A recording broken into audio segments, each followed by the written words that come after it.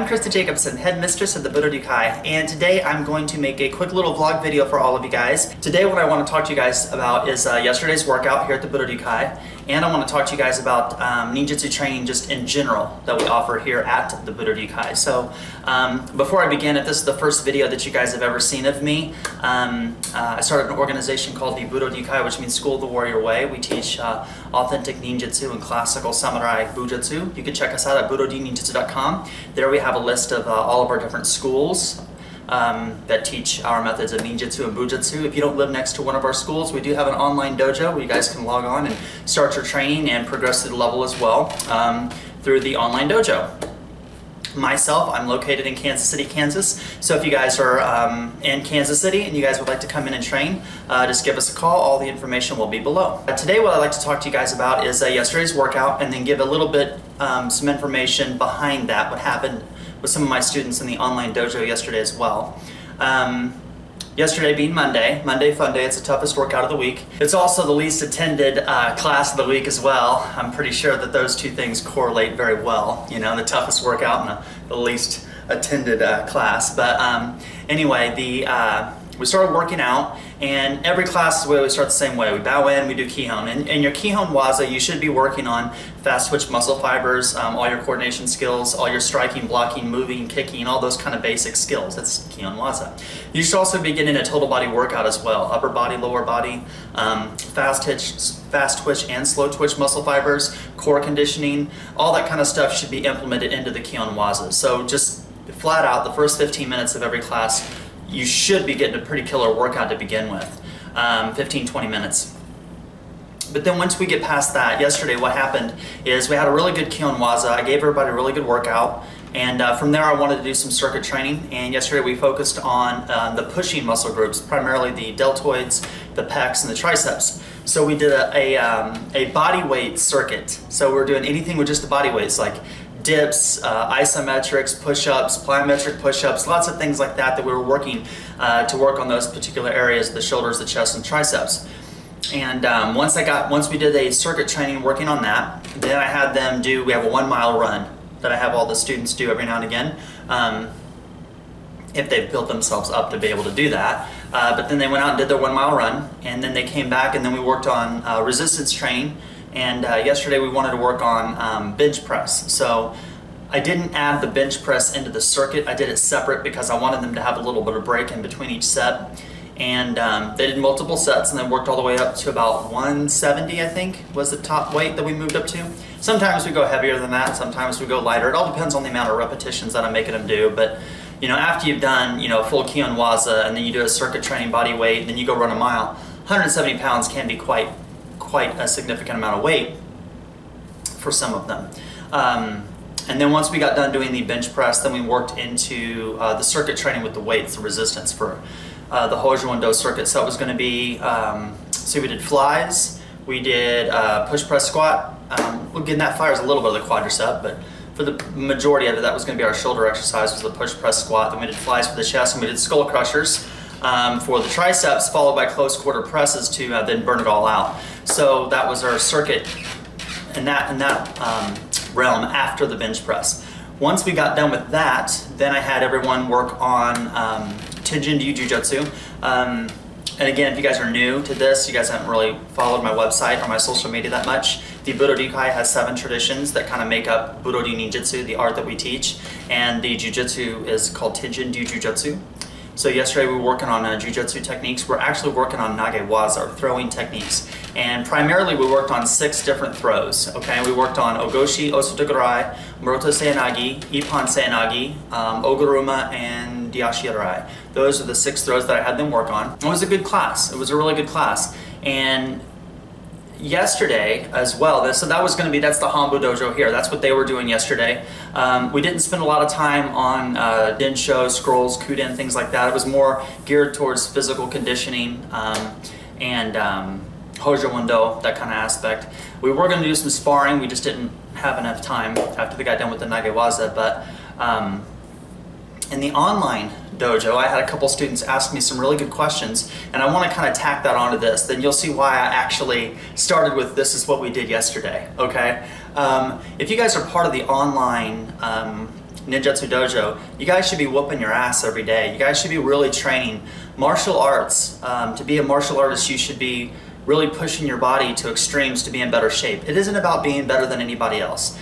This isn't about trying to be a champion. It's not trying to be a MMA, champion or a kickboxer. It's just, Budo's not about being better than anybody else. It's about being better than what you were yesterday.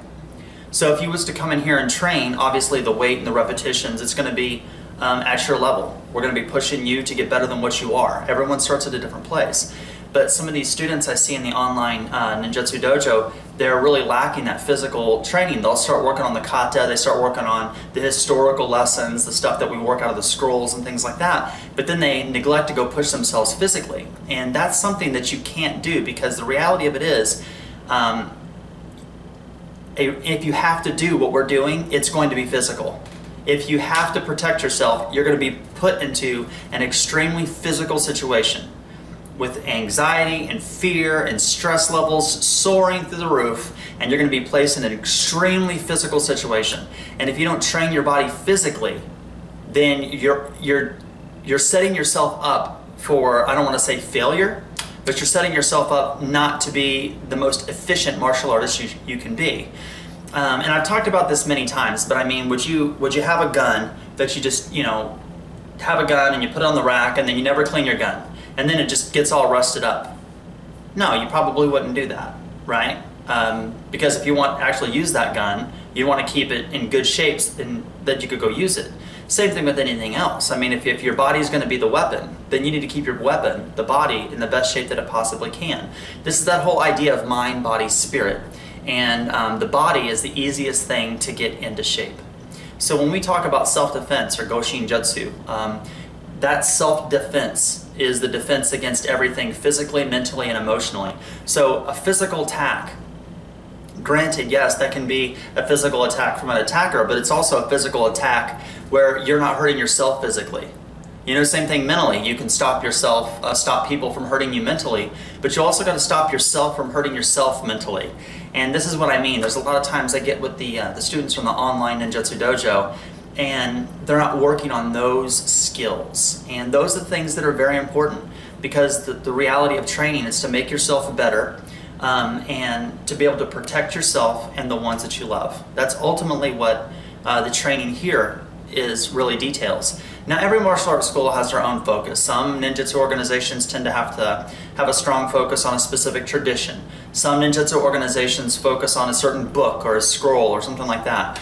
Here, we use the training of ninjutsu as a vehicle to make the individual better. Here, we encourage individuality. Our goal is to make you a better you, and whatever that is, it's your decision. We're not here trying to judge anybody. We're not trying to put someone on the right path. Here, we're just trying to make you a better you, which is a little bit different than the majority of martial organizations. Usually walk into organization and, ABC. You do this, you do this, you do this. It's a little bit different in the kind of its focus of what we're trying to accomplish. Of course, you're going to learn traditions. Of course, you're going to learn martial arts. But the focus of why you're doing it is different than focus on a specific tradition or focus on a specific book or scroll. Here, we're trying to make you focus on you and what it is that you want out of life. A lot of times people sign up in the online Ninjutsu dojo, and 9 out of 10 people who sign up never send me a review video. They're interested, they want to do it, they want to learn ninjutsu, and then all of a sudden when it's time to send in those review videos, I never get any reviews. And the reason I'm bringing this up is because I want to kind of throw this out there for people who follow me on social media. If you followed me long enough, if you follow me on YouTube, you follow me on Facebook, etc., then you know that I've never made a hateful video ever.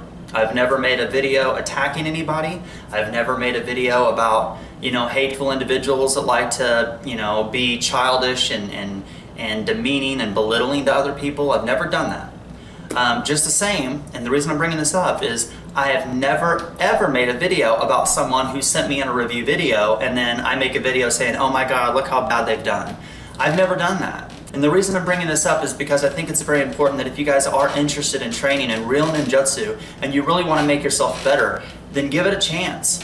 Make the damn video and send it to me. It's not like I'm going to broadcast it all over the world. You will get a response from me, and I am going to make you better.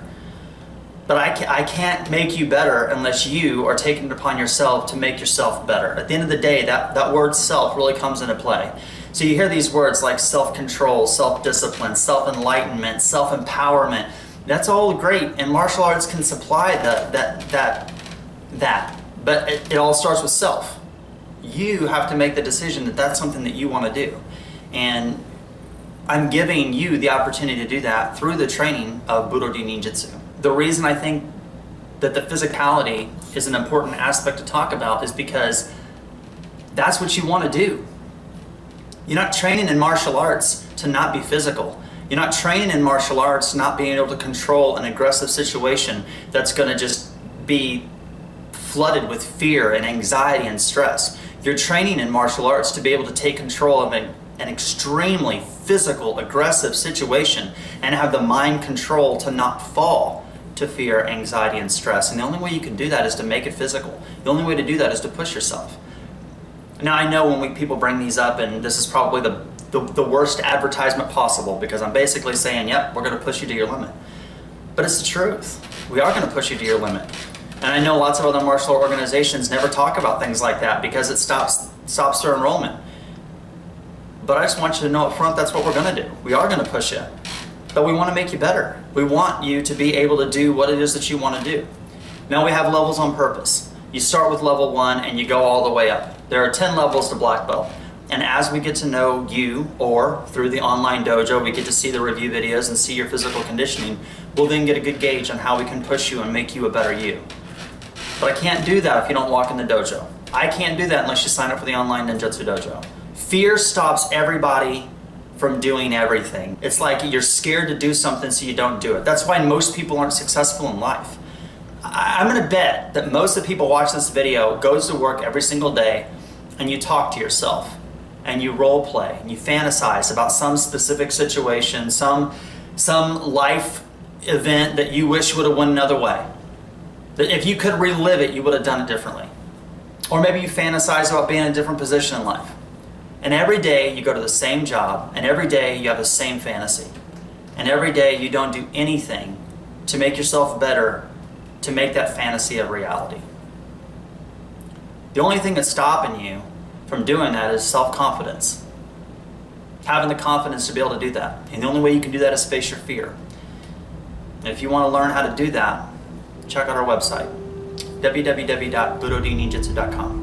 Thank you guys very much for your love and support. I deeply appreciate it. Until next time, take care, be safe, and good luck in your journey of Budo. Bye.